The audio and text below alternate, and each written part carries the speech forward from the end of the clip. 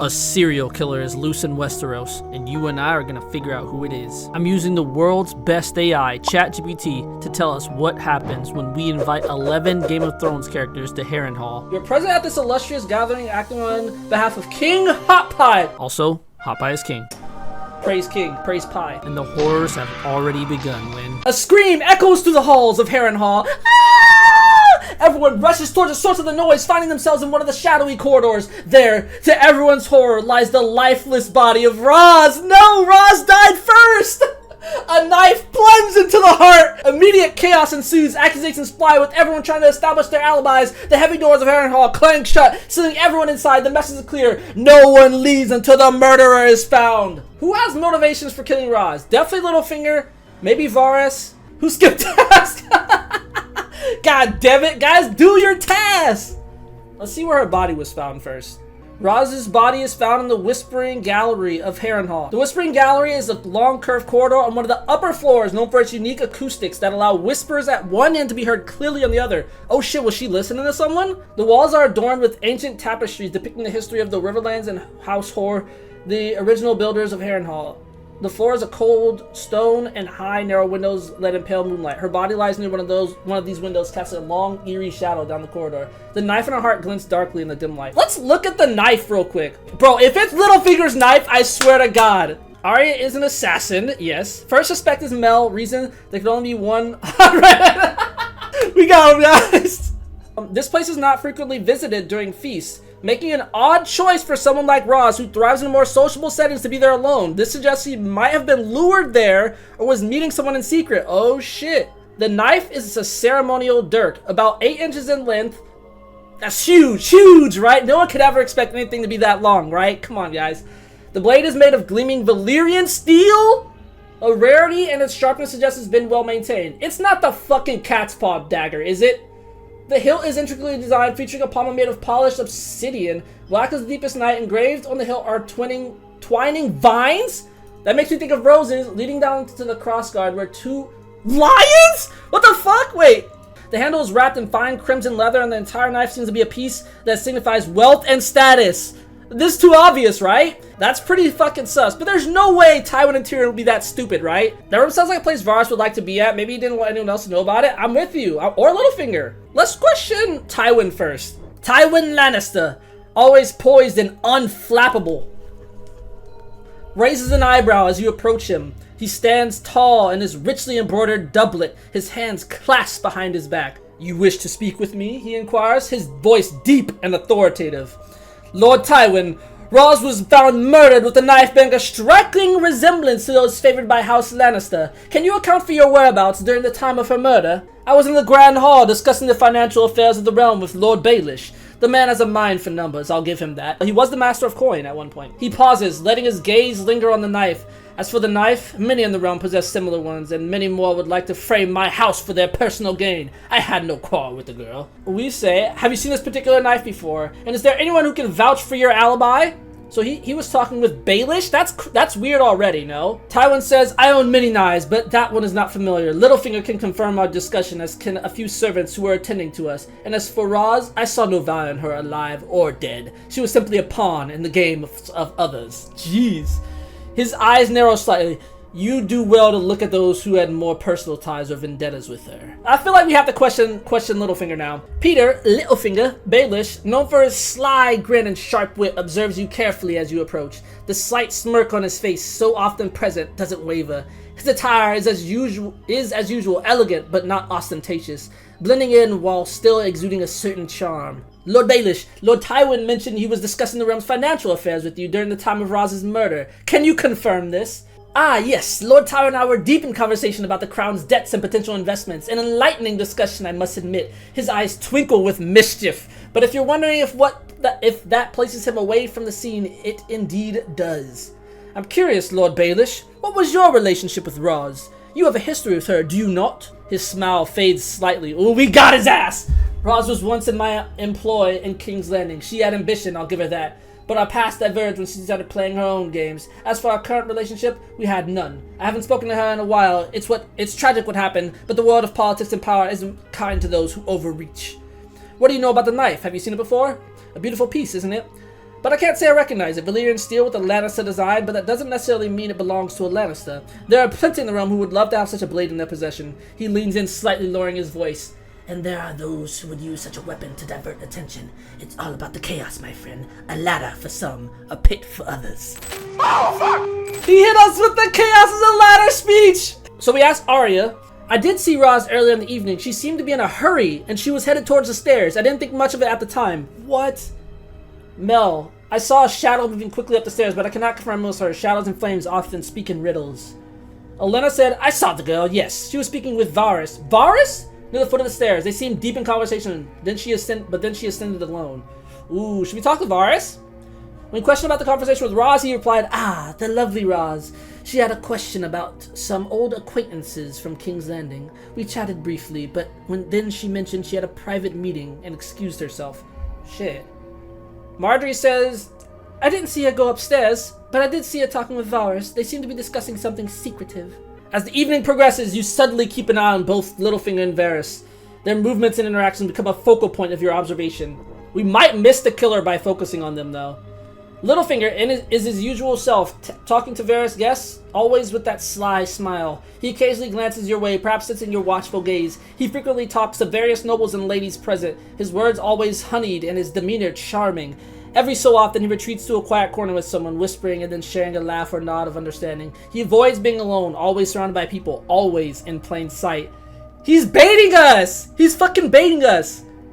We gotta get sneaky. Varys is equally intriguing. Unlike Littlefinger, Varys doesn't engage in much idle chatter. He moves silently, speaking to guests with a courteous nod and a soft-spoken word. He often retreats to the shadows, watching and listening. His observant eyes miss nothing. On one occasion, you notice him deep in conversation with Melisandre.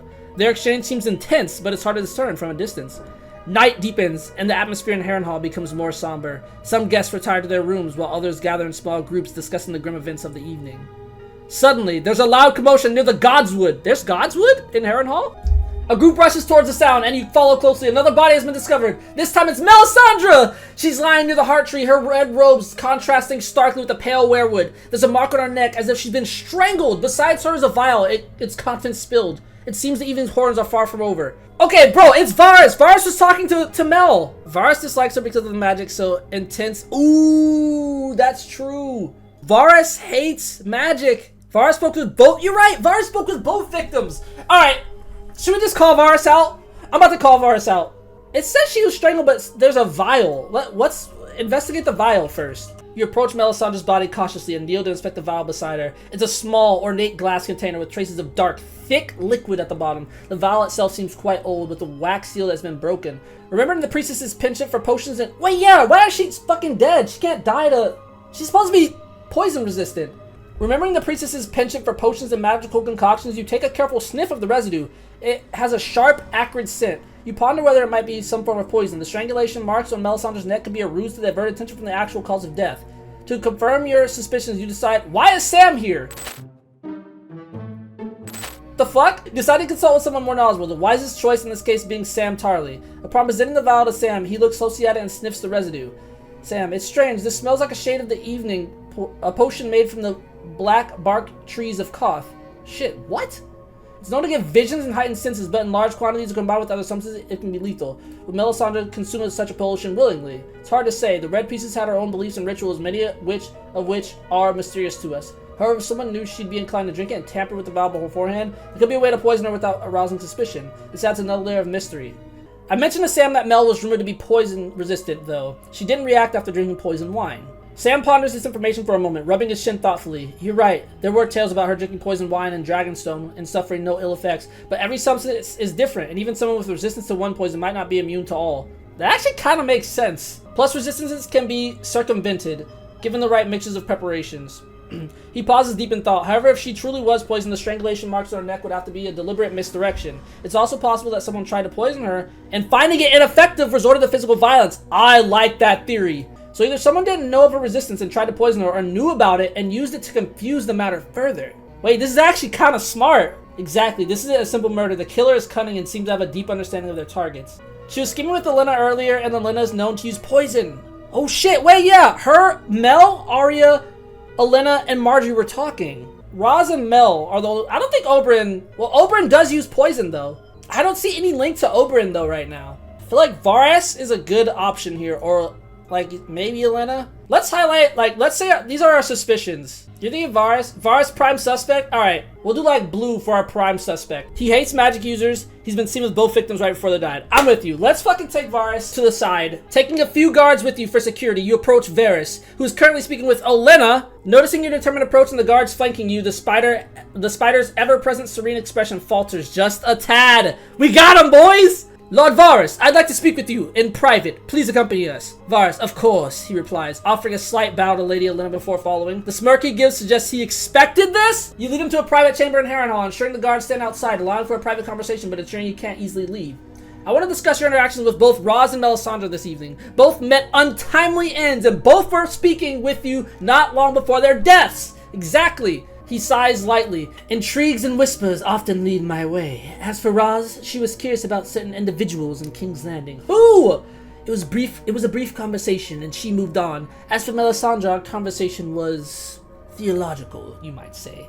Her views on the Lord of Light and my own experiences in Essos led to a debate. And the vial found near Melisandre, do you recognize it? He looked genuinely intrigued. Shade of the evening, if I'm not mistaken. A curious choice for the Red Priestess. It's a drink favored by warlocks, not those of R'hllor. Can you provide any alibi for your whereabouts when both deaths occurred? Ah, the crux of the matter. For Roz, I was speaking with Lady Olenna and Tyrion near the Godswood. As for Melisandre, I had retreated to my chambers for a moment of respite. Bro, what? Nah, that's cap. You're alone? You don't have an alibi. We're gonna random event before we keep speaking. Oh yeah, random bad events sometimes happen too. Spin the wheel. Let's see what the fuck goes wrong. Someone else dies? Ah, shit! Just as you're deliberating on your next step with Varys, a scream echoes through the stone corridors of Harrenhal. It's a blood-curdling scream, filled with panic and dread. Both you and Varys exchange a glance of alarm. Rushing out of the room, you follow the sound, and with moments you're standing next to the entrance of Harrenhal's great hall. The room is filled with guests, their faces pale with shock. At the center, beneath the massive ironwood table, lies the body of Ned Stark. The Northman's throat has been cleanly slashed, the blades work evident in the precision of the cut. Blood stains the ancient stone floor pooling around him. Varys, it seems the spider is not the only one ensnared in this web of intrigue. Tyrion, pushing his way through the gathering crowd, he speaks with evident concern. Who could have done this? Right under our noses! Olenna, this is madness. First Roz, then the Red Woman, now Lord Stark. What manner of monster is among us? The room is filled with murmurs and whispers. Accusations fly as fingers point in all directions. The atmosphere is thick with tension and distrust. Given the sudden nature of Ned's murder and its location, it appears the killer acted quickly and may still be in the room. Would you like to meet him? Oh, let's question them! Among Us! Among Us! It could still be Varys. It still could be Varys. He could have planned that. You remember how he smirked?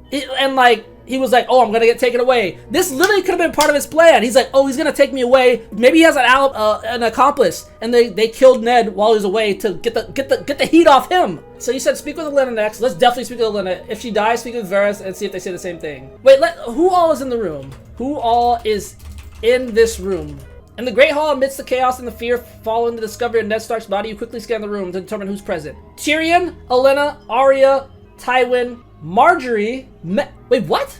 She's not actually there. We're gonna disregard that. I'm gonna tell it not that she's not actually there. Also, Jon's not there. I don't know why. Okay, we're gonna ignore that too. It's confused. Ned died the same way Catelyn did. Tywin could have been trying to finish what he started. That's true. Basically everyone. Everyone's in here. What the fuck? Everyone's here. Everyone who's alive is here, except for Oberyn. Except for Oberyn!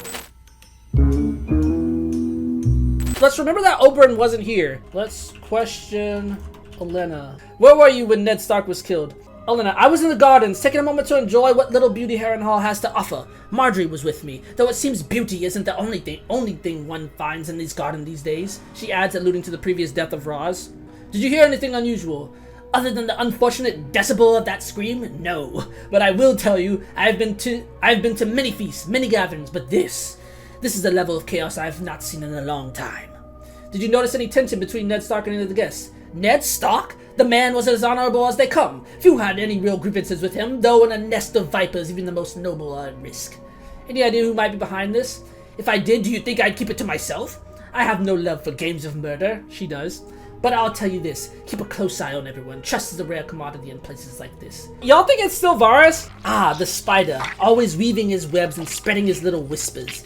He approached me about a potential alliance between House Tyrell and a few others, claiming it could be beneficial in the days to come. It was all very vague, as is his style. An alliance? Given the state of the realm under King Hot Pie, what could possibly necessitate such alliances? Praise Pie. Elena, the realm may be in relative peace under our benevolent pie-making king, but that doesn't mean there aren't undercurrents, young one. There are always those who want more power, more influence. Varys sees everything, and he believes in securing his position, no matter who sits on the throne. Did he mention any specifics? Any particular houses or names? She smirks. Wouldn't you like to know? But in all seriousness, he was vague. Mentioned potential threats from the east and ensuring the major houses are united should anything arise. But let's be clear, while I respect the spider's intelligence, I'm also not one to jump into bed with him based on vague whispers. Thank you, Lady Olenna. Your insights have been helpful. Stay sharp, young one. These walls have ears, and not all of them are attached to friendly faces. Someone dies screaming. Olenna's reaction is, why are you so loud? It hurts my ears! Oberyn should not like Ned. Ned fought for the side that raped her, murdered her, and killed her children.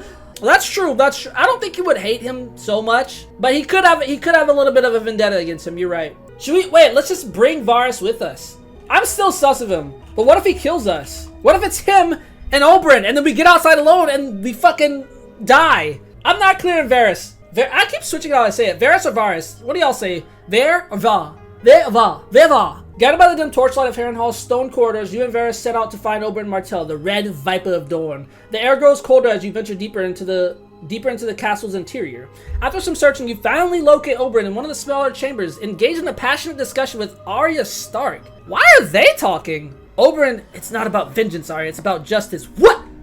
What the hell did we just walk in on? And what if justice is just a mask for vengeance? Before the conversation can progress further, Oberyn notices your presence and his intense gaze shifts from Arya to you. Arya, sensing the weight of the situation, takes a step back.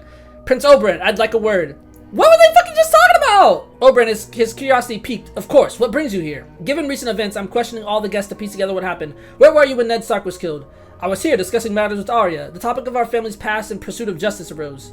Oh. If he's talking with Arya, he probably didn't kill Ned. Honestly, Ned might have been collateral damage. He probably walked up to the killer and was like, I'm gonna tell everyone you are the killer if you don't get out of here right now. And the killer was like, dude. And then he's dead. Can anyone verify your whereabouts prior to this conversation? I've been wandering the castle, admiring its haunting beauty. It's quite the marvel, despite its cursed history. I can't get a good Oberyn voice. But if you're insinuating that I had any role in Ned Stark's death, you are mistaken. After consider every possibility, did you see or hear anything unusual? Other than the shrill screams that echoed through these halls? No. I came to Arya's side shortly after. Arya nodding in agreement. He speaks the truth. We've been discussing the past and cost of vengeance. You sense that Oberyn is not revealing everything, but you can't be sure. His demeanor is calm, confident, and calculated. Turning to Varys. Keep an eye on him, Spider. Let's see if his story holds. I don't trust Varys. Varys nods, his gaze never leaving Oberyn. As you prepare to leave, Oberyn's voice rings out. Justice will always find its way. Remember that. That's a weird combo, Oberyn Arya, but I kind of believe them. Honestly, I would not put it past Mel to fake her death, though. I'm not gonna lie. Like, she's probably dead? Maybe we should go find her body again. Everyone but Oberyn was in the room. Yes, everyone but Oberyn was in the room. So Arya either rushed out to find... Wait, you're right. Wait a second, you're right. Arya was in the room. How did she get here to Oberyn before us? What the heck? Okay, yo! Arya's acting sus as fuck! Arya, her face a mixture of surprise and defensiveness, responds, after we found Ned... Dad, maybe she should say dad. I needed a moment to myself. This place, it's filled with memories, especially concerning my family, so I wandered and found myself here. When I saw Oberyn, we started talking. But the timing doesn't add up! Ned's body was discovered mere moments before. It seems rather quick for you to have wandered off and engaged in deep conversation. Arya, her tone defiant. I move quickly, and I don't waste time. You of all people should know that. Oberyn interjects. She speaks the truth. She arrived moments before you did. Our discussion hadn't been going for long. I find that hard to believe given the nature of your conversation when I entered. Bro! Yo, what the heck is going on here? Arya, taking a deep breath. Look, I've been trained to be alert and move swiftly. And after everything with Ned, I wanted to find anyone to talk to. Oberyn was here, and so we talked. That's it. Varys always wanted to notice subtle details. Adds, it's not entirely improbable. The girl has been trained by the Faceless Men. Their skills in stealth and speed are unparalleled. Though Varys' words lend credence to Arya's claim, a nagging doubt remains. Harrenhal is large, and its corridors are winding and convoluted. The timeline is suspicious. Yo! Good fucking catch, Grievous! Whoever caught that. Arya, your dad just died. Again. Why do you seem so nonchalant? Wait, did she just call him Ned instead of my father? Wait, actually, that's a good point! Wait, why is she calling him Ned? Wait. Arya's defiance falters slightly under your scrutiny, her eyes brimming with a combination of sorrow and frustration. I've seen my family die more times than I can bear. Maybe I've just built a wall around myself, a way to cope. You think I don't care? Every death, it's like a knife to my heart. But showing my emotions, letting them out, it's made me vulnerable in the past. She takes a shaky breath. As for why I call him Ned instead of father, sometimes it's easier to distance oneself. It feels less personal, less painful, and maybe it's a way of honoring the North, where he's often referred to as Ned Stark, a way to remember who he was beyond just being my father. I don't like that response. I actually feel like ChatGPT might have fucked up, but I don't know. What if this is part of it? Are we overthinking it? Oberyn, into the depth of her pain, gently places a hand on her shoulder, offering. Oh shit. Okay, wait. Maybe she actually is sad. Fuck. I understand I need to protect oneself, Arya, but it's crucial we get to the truth. If you know anything at all, it could help us find the one responsible. Arya looks deep into your eyes, her expression hardening. If I find out who did this, they won't stand a chance. Varys with a hint of admiration in his voice. That, I believe. Could be Mel pretending. Mel is dead and making me paranoid. Should we go check Mel's body? No one's died since we've had Varys with us. Well, wait, no, Ned died. I'm still sus of Varys. That's prime suspect. Let's go look at Mel's body. Something about Mel's body I'm very sus of. You decide to move quickly, eager to put distance between the escalating tension and yourself. You signal to Arya and Oberyn to follow as you swiftly... I don't know why they're coming with us, but fuck it. As you swiftly navigate through the winding corridors of Harrenhal, heading towards the place where Melisandre's body was found. Upon reaching the spot, you find Melisandre still lying on the ground. Okay, she's still there. As you contemplate the mystery at hand, you hear a soft whisper echoing through the halls. A cold chill runs down your spine. A familiar sensation. One that you felt in the presence of the supernatural. What the fuck? The voice seems to be calling out, beckoning you to follow it. Given Melisandre's connection to the Lord of Light and her known magical abilities, this might be an essential clue. Yo, what the fuck? I didn't spin the wheel! What's going on? The whisper grows louder, guiding you through the dark, ancient corridors of Harrenhal. It's almost musical in nature, a siren song drawing you nearer. The air grows cold, and an unnatural fog begins to fill the passages. Oh god, we're getting Dark Souls boss! Dark Souls boss, get out! As you move deeper into the castle, the whispers become more distinct, and you can make out the words, "Seek the truth in the flames." Coming upon a long-forgotten chamber, you notice a large brazier in the center, its flames dancing and flickering in an otherworldly manner. The whisper seems to emanate directly from these flames. Taking a deep breath, you approach the brazier. The heat is intense, yet the flames themselves seem to beckon you closer. Gathering your courage, you peer into the fire, seeking the answers the whisper promised. As you gaze into the flames, images begin to form. A golden lion roaring in defiance. A blooming rose, its petals falling one by one. A dark spider, its web stretching across the 7 kingdoms. It's Varys!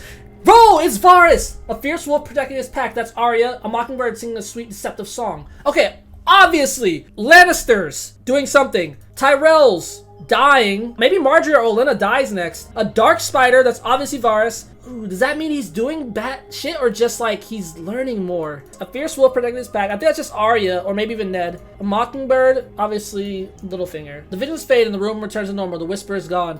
Oberyn impressed says, "The Lord of Light has shown you something, but what does it mean?" Arya, brushing off the mysticism, remarks, "Visions are often symbolic. We need to decipher their meaning in relation to our current situation. The symbols might be representing our guests. The lion for the Lannisters, the rose for the Tyrells, the spider for Varys, the wolf for the Starks, and the mockingbird for Littlefinger." Oberyn ponders, but how do these symbols relate to the murders? Are they suspects or perhaps victims? Arya shrugs, or maybe it's just a cryptic warning telling us to be wary of them all. Fuck, are they all in on it? The petals falling off the rose IMO suggest Marjorie and Olenna are in danger. I'm with you. Let's save Marjorie! Fuck Olenna! Marjorie! We save Marjorie at all costs!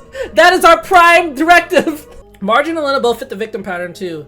Olenna would be the third victim who talked to Varys. Ooh, Marjorie would be the third victim who has... It's the hot chick theory! All enemies of the Lannisters. They're both northern, and Melisandre was with Stannis. Oh, that's true. Oh, that's true. That's true. They are. Wait. Ned was killed by Joffrey. Yeah, so this is after he was resurrected, like I said. So Ned does have beef with Lannisters. Roz has beef with Lannisters. Both killed by Joffrey, in fact. And Mel was with Stannis, who did hate the Lannisters. Shit, maybe it is the Lannisters. You think Varys is just intertwined in this, or is he just being creepy spider? But Roz is a prostitute, so she might get a lot of info that she shouldn't have. Plus, she died in a really weird way. She was like meeting with someone. You, Arya, and Oberyn swiftly move towards the main hall, where most of the guests were previously gathered. The atmosphere is tense as the news of Ned's death has left everyone on edge. You find Varys conversing in hushed tones with Olenna Tyrell. Again? Approaching them, you declare firmly, "Varys, in light of recent events, you are to be detained until further notice." Varys looks somewhat taken aback, but nods. "Very well, but I assure you I have no involvement in these deaths." Elena raises an eyebrow, clearly surprised by her directive. Before she can protest, you address her. Lady Elena, I have reason to believe that you and your house might be in danger. I urge you to remain vigilant and stay close to your kin. Marjorie, overhearing the conversation, rushes to her grandmother's side, her face etched with concern. What do you mean? Why would we be in danger? Oberyn steps in. The flames have shown the symbols that might be representative of certain houses, including House Tyrell. It's best to be cautious. Elena nods, her sharp eyes scanning the room. Very well. We'll take heed, but you better have a good reason for suspecting Varys. Why is she so upset at us for suspecting Varys? That makes me suspect him less. You suggest her to Arya, who leads Varys to a secured room for questioning.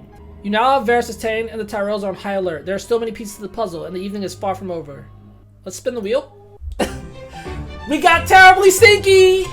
Uh-oh, this could be someone... So while keeping an eye on Varys and the Tyrells, a horribly smelly stench begins to slowly fill the air. The pungent stench quickly becomes unbearable, prompting murmurs and expressions of disgust among the gathered guests. It's a smell of decay, oh shit, of rot, and something more sinister that you can't quite place.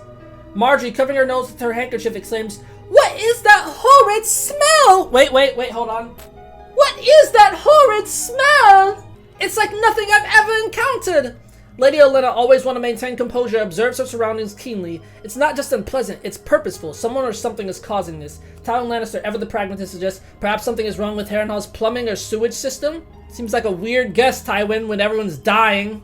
However, Arya's face becomes increasingly tense. No, this isn't just decay, this is death. Aw, fuck, someone died! Oberyn nods in agreement. We've smelled death too many times to not recognize it. We need to find the source. With urgency, you and a small group including Arya and Oberyn. Alright, Arya and Oberyn are kind of winning me over. Are y'all down with Arya and Oberyn right now? Cause they were weird, but I actually think they might be solid. Like I'm gonna drop them down.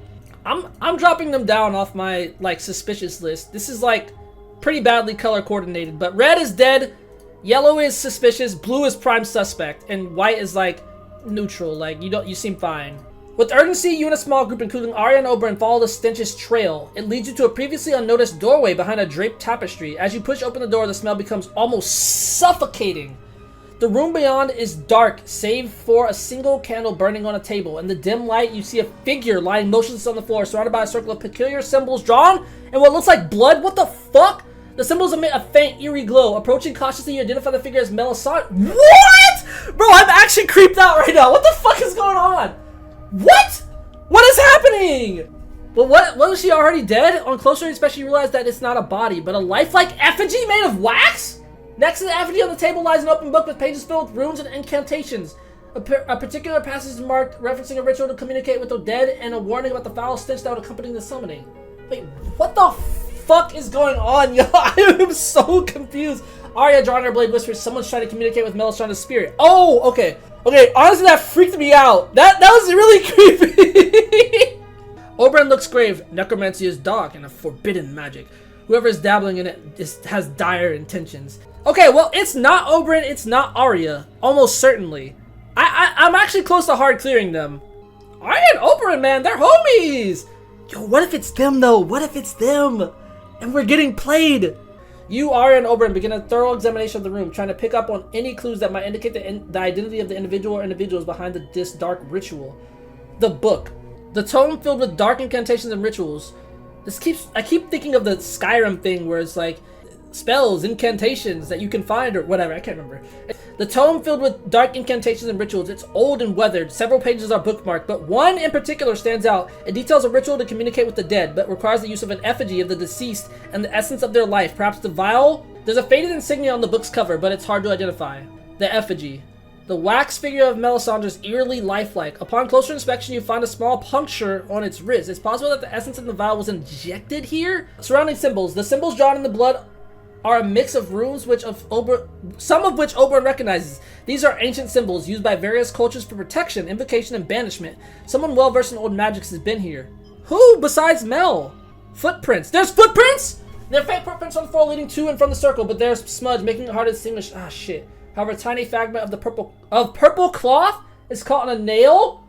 Oh, boys, we got hard evidence. Candles. The single burning candle is surrounded by several unlit ones. The wax drip pattern indicates it's been burning for quite some time, suggesting the ritual was performed hours ago. Wait, how long has Mel been dead? Desk. At the far end of the room, there's a wooden desk. A drawer is slightly ajar, revealing several letters sealed with wax, but no visible insignia. Investigate the cloth. Purple's a wealthy color. Purple dye is very rare in medieval culture and so expensive, usually associated with royalty.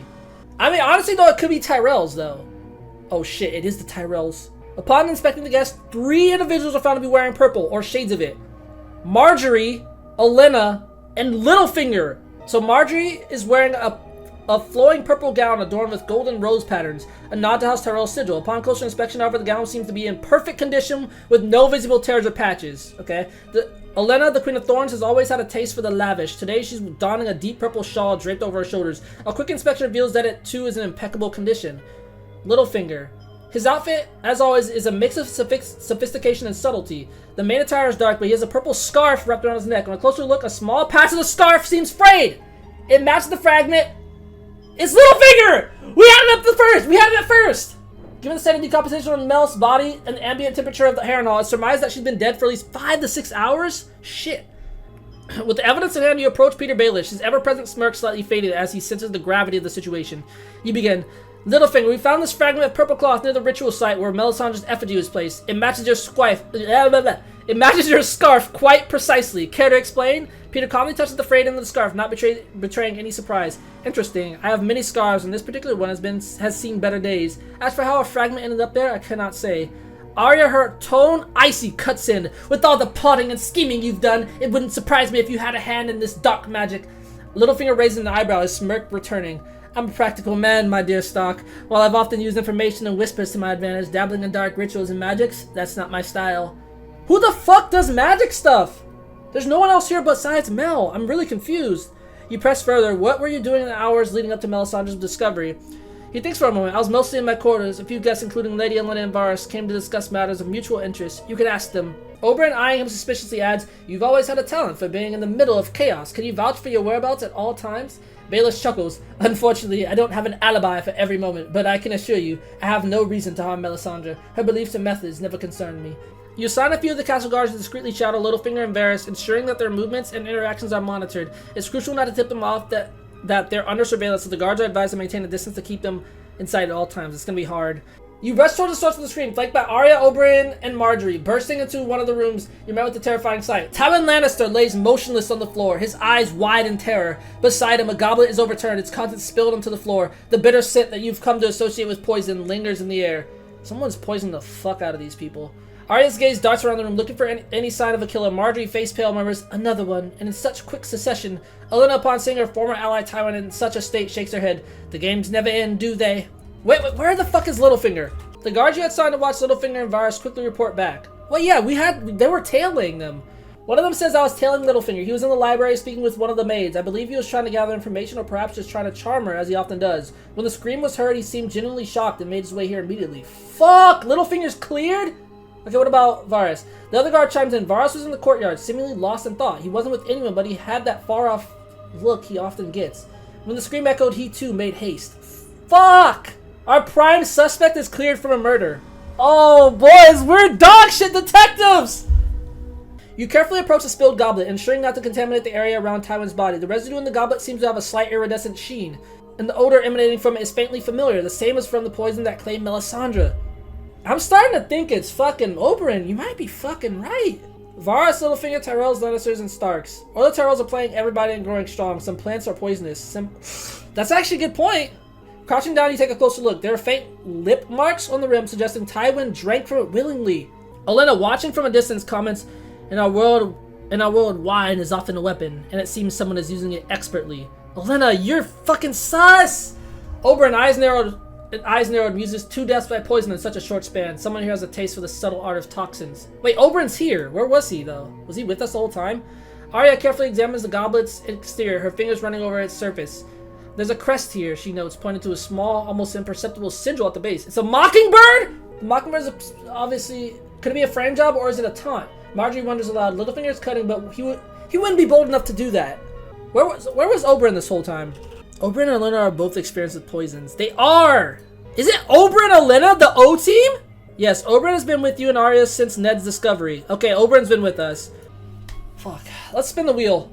No! Oh, that's actually so bad. It's interesting. Does Oberyn's non-mention in the prophecy make him non-sus or very sus? Bro, that's what I'm saying. I don't know. The prophecy, is it of people who die or people who are sus? I'm feeling like it was a good thing you went into CS and not CSI. Hey. Yeah. You feel a sudden sharp pain at the back of your head and your vision blurs. The world around you becomes muffled and distorted as you struggle to keep your balance. Ugh. In the fleeting moment before you lose consciousness, you glimpse a shadowy figure disappearing from your peripheral vision, but it's too dark to make out any distinguishing features.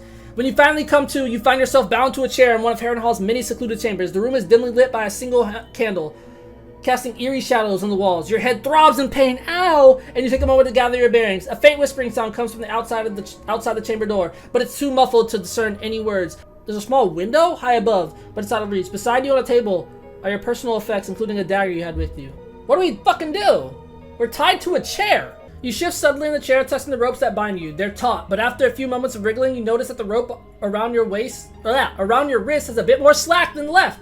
Using every ounce of dexterity, you stretch your fingers out towards the dagger on the table. After what feels like an eternity, the tip of your index finger grazes the hilt. Pushing your luck and stretching further, you manage to hook a finger around it and drag it closer. Once within reach, you grasp the dagger firmly and start sawing the ropes. The blade is sharp and the ropes begin to fray. After some effort, the ropes around your wrist snap, allowing you to free your hands and subsequently untie your legs. Silently, you stand up, pocketing the dagger. The whispering outside grows louder, suggesting whoever is out there is unaware of your escape. What should we ambush them? Or should we, can we just listen to the door? Let's just listen to the door. Pressing your ear to the door, you try to make out the voices. It's difficult due to the thickness of the door and the echoey nature of the hallways of Harrenhal, but you catch snippets of the conversation. Shouldn't have done it yet, a voice says. Varys again! Okay, is it just Varys? Another voice, softer and more slippery, responds, patience. We have the upper hand now. This one sounds eerily familiar. It's Littlefinger's voice. Their words, though whispered, are laced with urgency and tension. Use our dagger to sneak up behind one of them. Steering yourself for what comes next, you grip your dagger tightly and slowly open the door. The hinges don't creak, thankfully, allowing you to creep quietly down the dim corridor. We rolled a natty 20 on our stealth check. You see Varys and Littlefinger standing near a lit torch, conversing in hushed tones. Varys has his back to you, while Littlefinger is facing slightly in your direction, but is too engrossed in the conversation to notice your approach. You decide to target Varys first, given his position.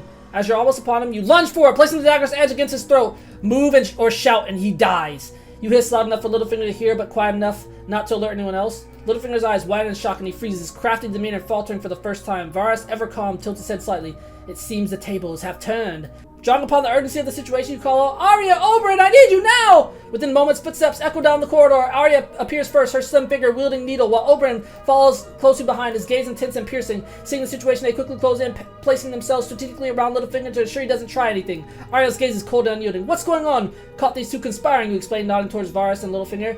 Oberyn, his anger barely concealed, steps closer to Littlefinger. It seems we've uncovered some of your treachery. Again. With Varys held at knife point and Littlefinger effectively cornered, the balance of power in the room has shifted. You can proceed with your interrogation. Ask them why they knocked me out and if they killed the 4 guests. Apply more pressure with your dagger against Varys' throat. Apply more pressure with your dagger against Varys' throat, you demand. Why did you knock me out? Why did you kill the 4 guests? Varys swallows hard, his eyes betraying... Did I actually cut myself? That kind of hurt. Varys swallows hard, his eyes betraying a flicker of fear. We did not intend to harm you permanently. We simply needed you out of the way temporarily. As for the deaths, it was necessary. Littlefinger, sensing the walls closing in, chimes in with a sly smile. Indeed, we needed to maintain a certain balance. The players in the game are becoming too unpredictable. Roz knew too much. She had connections, both in the north and in King's Landing. That's actually true. She was resourceful, smart, and had a potential to unveil our plans. She was also close to some powerful individuals who might have listened to her. Ah, the Red Woman. Her return from death was not only a powerful message, but also a potential wild card in our play. With her magic and her influence on certain influential people, she could have turned the tides against us. Besides, her death would serve as a powerful distraction, stoking fears of blood magic. Ned Stark. Ned was honorable, perhaps too much for his own good. He had a way of rallying people around him, of inspiring loyalty. If he'd gotten wind of our intentions, he could have united the front against us. He's done it before. Tywin. Littlefinger paused, almost seeming to relish at this particular kill. Tywin was my personal favorite, the great lion of Lannisters, ruling from the shadows, but every lion can be hunted.